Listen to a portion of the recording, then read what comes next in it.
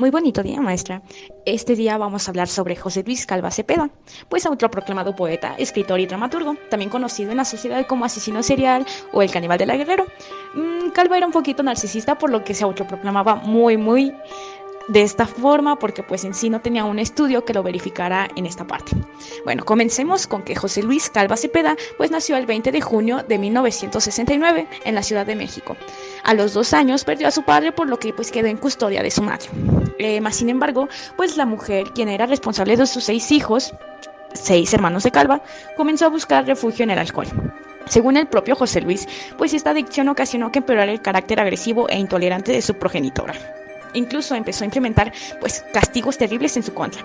Un ejemplo claro pues fue cuando José Luis rompió una figurilla de porcelana y su madre lo obligó a dormir en el patio. Y pues los continuos maltratos, tanto psicológicos como físicos, hicieron que pues a los 6 años José Luis decidiera escapar. El pequeño se vio inmerso pues en la desolación, oscuridad de las calles. Se sumergió en el universo pues de las drogas, robó para sobrevivir, llegó a un punto en el que no soportó más y volvió a casa. No obstante, algo peor lo esperaba. Cuando regresó, uno de los amigos de su hermano mayor lo violó. Este hecho marcó su infancia y también el resto de su vida. Aún así siguió adelante como un niño introvertido e inseguro que buscaba constantemente la aprobación de su madre sin nunca conseguirla. Desde muy pequeñito, y gracias a los maltratos de su madre, José Luis Calva aprendió a odiar a las mujeres, aunque nunca pudo dejar de sentir alguna especie de atracción hacia ellas. Cuando llegó a la edad adulta, se casó y tuvo 2 hijas. Sin embargo, el matrimonio solo duró 7 años. Tras el divorcio, Calva empezó a escribir. A lo largo de su vida escribió más de 800 poemas, 10 novelas, 8 obras de teatro y varios guiones para cine. Pues según esto, ¿verdad? Y a pesar de su compulsión por la escritura, nunca llegó a ser publicado por las casas editoriales, pues todas sus obras reflejaban su extraña visión por el mundo. Pues por lo mismo se dedicó a vender sus poemas en los cafés o la colonia Roma y Condesa. Algunas de sus novelas que se pudieran llegar a conseguir son Instintos caníbales, Prostituyendo mi alma, Requiem por una alma perdida, Antigua y La noche anterior. Pues a mediados de los 90 inició una relación amorosa con Juan Carlos Monroy Pérez. Esto no se sabe a ciencia cierta, pero muchas personas que rodeaban a Calva pues decían que era cierto, ya que lo llegaban a ver. Bueno, el romance duró varios años, pero terminó gracias a la preferencia de José Luis. En 2004 conoció a Verónica Consuelo, su primera víctima comprobada. Con ella mantuvo una relación amorosa, a pesar de que la madre de la chica pensaba que José Luis era una mala compañía.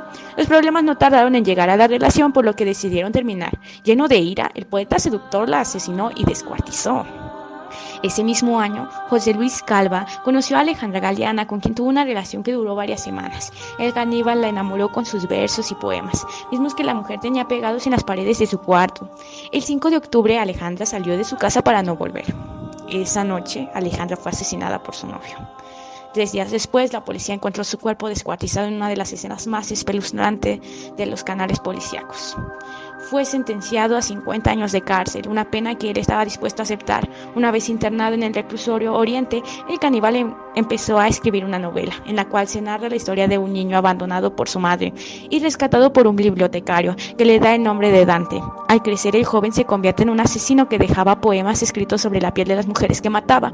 Sin embargo, pues su poema, Caníbal el poeta seductor, quedó inconclusa, ya que el 11 de diciembre encontraron sin vida a José Luis Calva. Lo hallaron colgado en su celda. A pesar de las pruebas, su familia declaró que no fue un suicidio, pues el caníbal había recibido varias amenazas de muerte dentro del reclusorio y estaba dispuesto a cumplir su condena.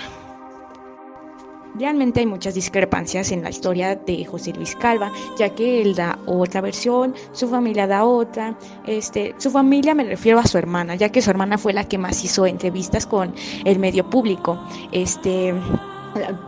Por medios de cómo es la interacción con Calva, se nota que tenía diversos trastornos, era un poco narcisista, se hacía mucho la víctima, lo cual perjudicaba el argumento que daba.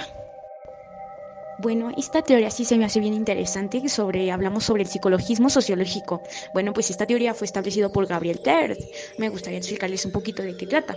Dice, en virtud de la imitación, lo individual se convierte en colectivo. Esto quiere decir que pues ningún fenómeno individual se mantiene como tal, sino que pues se convierte en colectivo al ser imitado por otro sujeto. De dicha premisa pues surgieron dos leyes de la imitación.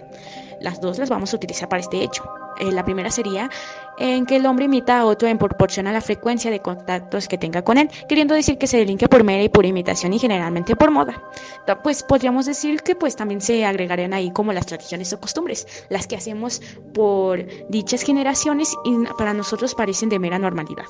Y la segunda ley pues hace referencia a las influencias que tiene la conducta del superior sobre el inferior, o igual pues puede verse en un medio y se imita pues posteriormente. Obviamente, pues aquí nos preguntamos, ¿cuál es su relación con el caso del caníbal de la Guerrero? Pues principalmente, y dando respuesta a la pregunta, lo vivido en su infancia, pues crearon un sentimiento de odio pues por las mujeres, debido a la falta de protección por parte de su madre hacia él, sometiéndolo pues a castigos muy fuertes cuando era niño, muy menor de edad, donde ese sentimiento fue tomando fuerza hasta el punto de asesinar mujeres y, como en algunos medios se indica, cometer canibalismo. Quiero abrir un paréntesis aquí y decir que como tal no se identificó si era caníbal o no.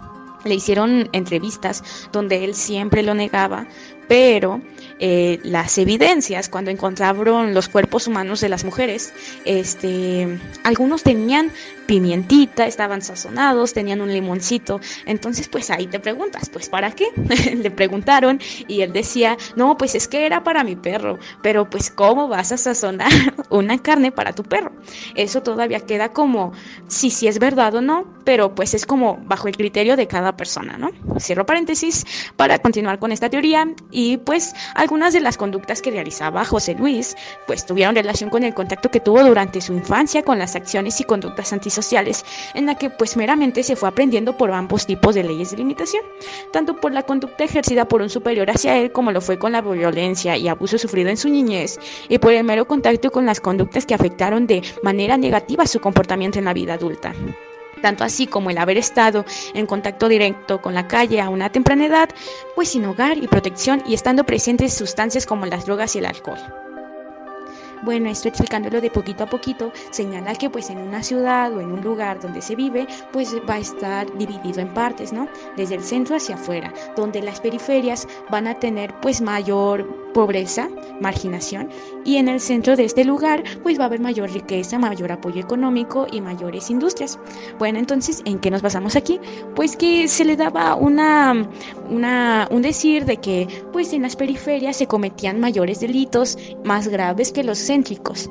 Entonces, a lo que se puede deducir con el hecho de Calva es porque él creció y se formó en una de estas áreas pues donde se carecía de recursos y oportunidades, pues además de que fue un impulso a sus conductas, por lo que pues aprendió de estos lugares y de la gente con la que convivía, donde era común adorar a la Santa Muerte, donde pues tenemos como un tipo debate sobre si es malo o es bueno, donde había pues violencia hacia las mujeres, también muchos conflictos culturales.